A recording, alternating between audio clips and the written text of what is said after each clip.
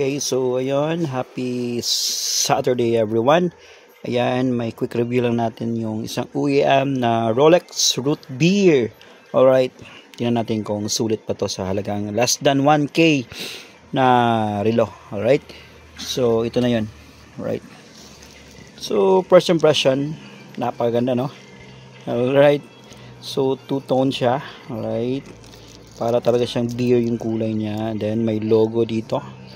So first impression, napakaganda. Then hindi siya open back. Ayan, may iba kasi dito open back siya nakikita, pero design lang, hindi siya talagang automatic. OEM lang kasi to. May mga automatic dito, siguro mga around 3 plus. So automatic talaga, totoong automatic. Alright, so tingnan natin kung sulit pa to sa halagang less than 1K. Alright, yan sa crown niya, may emblem na rin ng Rolex.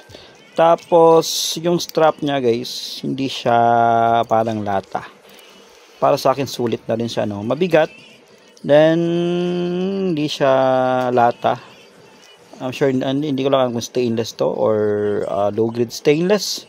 Pero makintab siya guys, right? Then rotating bezel to, right?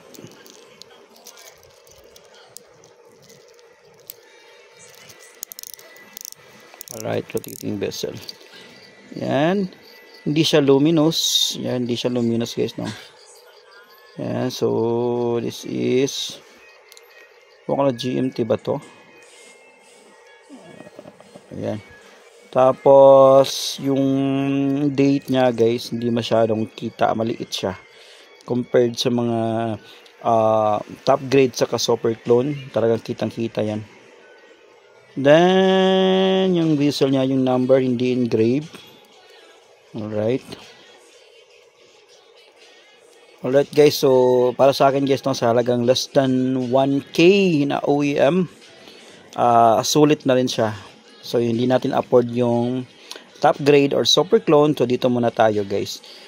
Yung movement nito is automatic movement, kita mo naman, di ba? Automatic movement, pero hindi siya automatic. Battery operated lang po to guys, no?